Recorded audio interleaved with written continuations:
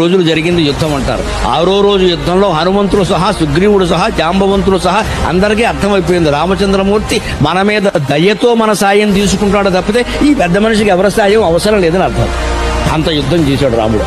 అంత యుద్ధం కోట్ల మందిని లేపేశాడు రాక్షసుడు. ఒక్క రాముడే, లక్ష్మణుడు కూడా లేడు పక్కన. లక్ష్మణుడే ఆశ్చర్యపోయి ఆ రోజుల్లోనే అనుకుంటారు వెంటనే రామచంద్రమూర్తి యుద్ధం చేస్తుంటే లక్ష్మణుడు అనుకున్నట్ట, తమ్ముడిని కాబట్టి సరిపోయింది, మీ అరలుండి అయితే వేసేసేవాడే. ఒక్కొక్కడికి ఒక్కో రకం అండి. సుగ్రీవుడు అనుకున్నట్ట, మిత్రుడు కాబట్టి సరిపోయింది, శత్రుత్వం ఉంటే నా పని ఏమయ్యేది అనుకున్నాడు. హనుమంతుడు మంచివాడు, భక్తుడు కాబట్టి స్వామి మన యందు అనుగ్రహంతో మన ఉపయోగించుకుంటున్నాడు గాని ఇంతటి పరాక్రమవంతుడికి మన సాయం అవసరమా మన అజ్ఞానంగానే అన్నమాట.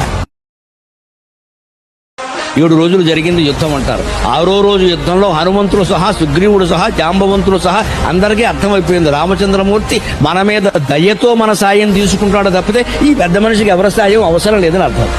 అంత యుద్ధం చేశాడు రాముడు.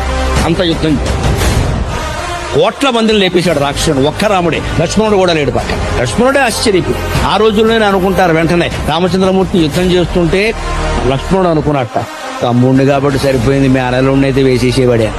ఒక్కొక్కడికి ఒక్కో రకం అండి. సుగ్రీవుడు అనుకున్నట్ట, మిత్రుడు కాబట్టి సరిపోయింది, శత్రుత్వం ఉంటే నా పని ఏమయ్యేది అనుకున్నాడు. హనుమంతుడు మంచివాడు,